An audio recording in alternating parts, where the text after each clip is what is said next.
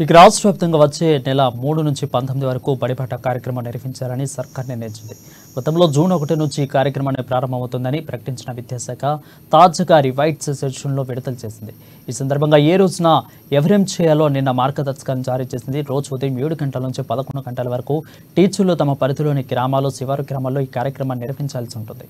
చదువుకు దూరంగా ఉంటున్న బడి ఈడు పిల్లలను కూడా గుర్తించి వాడి దగ్గర నుంచి అంగన్వాడీలు, స్కూళ్లకు చేర్పించాలి. ఈ కార్యక్రమంలో స్థానిక ప్రజాప్రతినిధులు, మహిళా సంఘాలు, ఎన్జీఓలు తోడ్పాటు తీసుకోవాలని ప్రభుత్వం సూచించింది.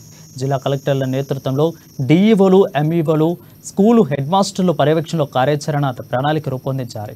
ఇక ఇందులో భాగంగా ఈ నెల 30న వివిధ శాఖ అధికారులతో జిల్లా కలెక్టర్ సమావేశం నిర్వహిస్తారు. బడిబాట కార్యక్రమంలో విజయవంతం ప్రత్యేక ప్రణాళికను రూపొందిస్తారు. ప్రైవేట్ స్కూల్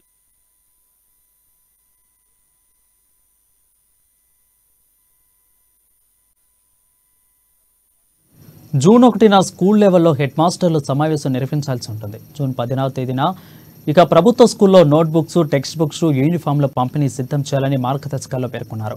సర్కారు బడుల్లో ఎలాంటి సౌకర్యాలు కల్పిస్తున్నారో పేరెంట్స్, స్టూడెంట్కు కూడా అవగాహన కల్పించాలని అన్నారు. ఈ సందర్భంగా గ్రామ సభలు నిర్వహించాలని, ఇంటింటికి ప్రచారం చేయాలని అధికారులు సూచించారు.